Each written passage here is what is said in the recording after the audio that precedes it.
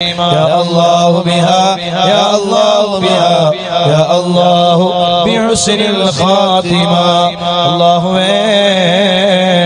ഈമാനോടുകൂടെയുള്ള മരണം ഞങ്ങൾക്ക് നൽകണേ റഹ്മാനേ. ഞങ്ങളെ ആഖിബത്ത് നീ നന്നാക്കണേ അല്ലാഹ്. ഈ മജ്ലിസിൽ പങ്കെടുക്കുമ്പോ മുഅ്മിനീങ്ങളുടെ മുഅ്മിനാത്തുകളുടെ ഏറ്റവും വലിയ ആഗ്രഹം ഈമാനോടുകൂടെ മരിക്കലാണ്. അവസാന സമയം നന്നായി മരിക്കലാണ്. താജുൽ ഉലമാ തങ്ങൾ വഫാത്തായതുപോലെ ഇന്ന് ബഹുമാനപ്പെട്ട താജുൽ ഫുഖഹാ ശൈഖുനാ ബേക്കൽ ഉസ്താദിന്റെ ആണ്ടിന്റെ ദിവസമാണ്. അല്ലാഹ് ഉസ്താദിന്റെ ഒക്കെ മരണം എന്ത് നല്ല മരണമാണ്.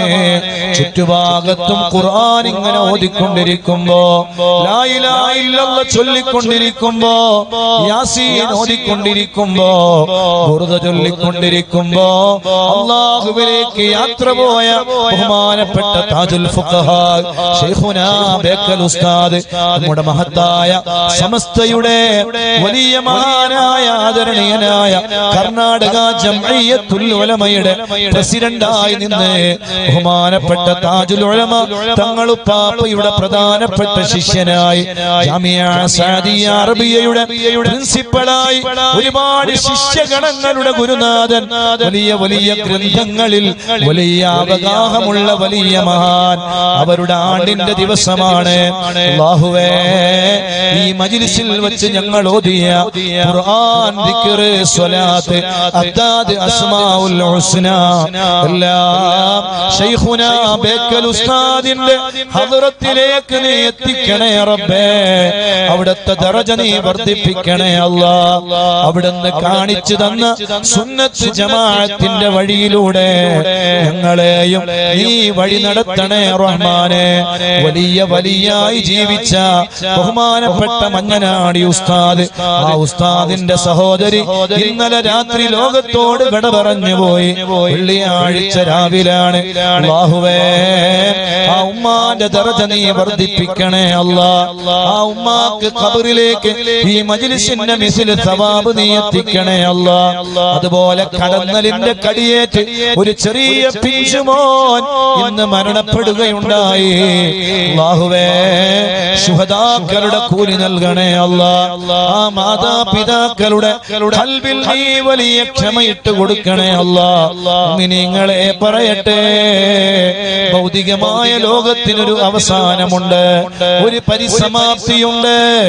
ഈ ഭൗതികമായ ലോകത്ത് നിന്ന് ഒരു യാത്ര പറയാനുണ്ട്. ചില ആളുകൾ അതാ മഹ്ശറ വൻസഭയിലേക്ക് വരികയാണ്. മഹ്ശറ വൻസഭയിലെത്തിയിട്ട് അവര് സ്വർഗത്തിന്റെ കവാടത്തിന്റെ അടുക്കലേക്ക് ചെല്ലുകയാണ്. സുബ്ഹാനല്ലാഹ്, സ്വർഗീയമായ പരിമളം അവരിങ്ങനെ അനുഭവിക്കുകയാണ്, ആനന്ദിക്കുകയാണ്. ഏതാനും നിമിഷങ്ങൾക്കകം നമ്മൾ സ്വർഗത്തിൽ കടക്കാൻ പോവുകയാണ് എന്ന ഒരു പ്രതീതി അവരിൽ ഇങ്ങനെ നിലനിൽക്കുമ്പോ അല്ലാഹുവിന്റെ മലക്കുകളോട് അല്ലാഹ് പറയുമത്രേ, ഇവരെ പിടിച്ചു കൊണ്ടുപോയി നരകത്തിലേക്ക് വലിച്ചെറിയൂ മക്കളെ, മലക്കുകളെ. സുബ്ഹാനല്ലാഹ്, മലക്കുകൾ അവരുടെ സമീപത്ത് ചെന്നിട്ട് നരകത്തിലേക്ക് കൊണ്ടുപോകാൻ വേണ്ടി ശ്രമിക്കുമ്പോ അവരല്ലാഹുവിന്റെ മലക്കുകളോട് ചോദിക്കുമത്രേ, മലക്കുകളെ, എന്തൊരു പരിമളമാണ് സ്വർഗം, എന്തൊരു ആനന്ദമാണ് സ്വർഗം. ഈ സ്വർഗം എന്തിനാണ് നമുക്ക് ഉപേക്ഷിച്ച് തരുന്നത്? എന്തിനാണ് നമ്മളെ ഉപേക്ഷിക്കുന്നത്? ഈ സ്വർഗത്തിലേക്ക് കടക്കാൻ മനസ്സ് വെമ്പി നിൽക്കുന്ന ഈ സമയത്ത് എന്തിനാണ് ഞങ്ങളെ നരകത്തിലേക്ക് കൊണ്ടുപോകുന്നത്? ഇമാം റാസി റളിയല്ലാഹു അൻഹു വിശദീകരിക്കുന്നത് കാണാം. സുബ്ഹാനല്ലാഹ്, മലക്കുകൾ പറയുമത്രേ, നിങ്ങളെ സ്വർഗത്തിന്റെ അടുക്കലേക്ക് കൊണ്ടുവന്നത് നിങ്ങൾ നിസ്കരിച്ചവരാണ്, നിങ്ങൾ നോമ്പ് നോറ്റവരാണ്, നിങ്ങൾ സൽക്കർമ്മങ്ങൾ ചെയ്തവരാണ്. അതിന്റെ സുഖം ആസ്വദിപ്പിക്കാൻ വേണ്ടിയാണ്, അതിന്റെ സുഖം അതെ നിങ്ങൾക്ക് മനസ്സിലാക്കാൻ വേണ്ടിയാണ് നിങ്ങളെ സ്വർഗത്തിന്റെ അടുക്കലേക്ക് കൊണ്ടുവന്നത്. പക്ഷേ നിങ്ങൾ നിങ്ങളെ ഇവിടെ നിന്ന് തിരിച്ചു കൊണ്ടുപോകുന്നത് എന്തിനാണെന്നറിയുമോ? സുബ്ഹാനല്ലാഹ്, നിസ്കരിച്ചിട്ടുണ്ട്, നോമ്പ് നോറ്റിട്ടുണ്ട്, സ്വതക്ക കൊടുത്തിട്ടുണ്ട്, ദിക്ർ ചൊല്ലിയിട്ടുണ്ട്, എല്ലാ നന്മകളും ചെയ്തിട്ടുണ്ട്. പക്ഷേ രഹസ്യത്തിൽ അല്ലാഹുവിനെ സൂക്ഷിച്ചില്ല. രഹസ്യമാകുന്ന അതിരാത്രിയുടെ ഒറ്റക്കുള്ള സമയം അടച്ചിട്ട റൂമിന്റെ ഉള്ളിൽ ഏതെങ്കിലും കടപ്പുറത്ത് ഏതെങ്കിലും പീഡിക തിണ്ണയിലിരുന്ന് കടുത്ത ഹറാമുകൾ കണ്ട് ആസ്വദിച്ചവരാണ്. അല്ല പൊരുത്തപ്പെടാത്തത് പലതും ചെയ്തവരാണ്.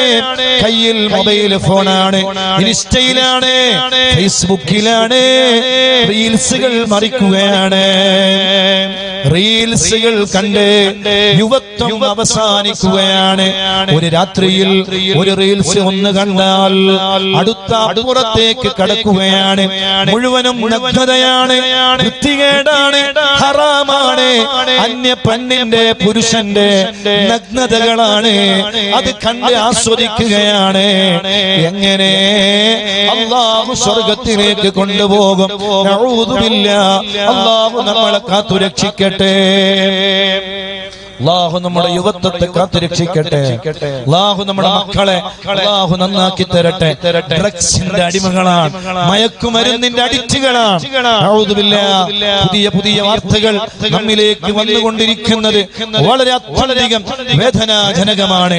ഞാൻ എന്റെ മുഅ്മിനീങ്ങളോട് പറയട്ടെ, എല്ലാ ദീനീ സംരംഭങ്ങളും നമ്മുടെ മദ്രസകളും നമ്മുടെ സംവിധാനങ്ങളും ഒന്നുകൂടെ ശക്തമാക്കേണ്ട സമയമാണ്.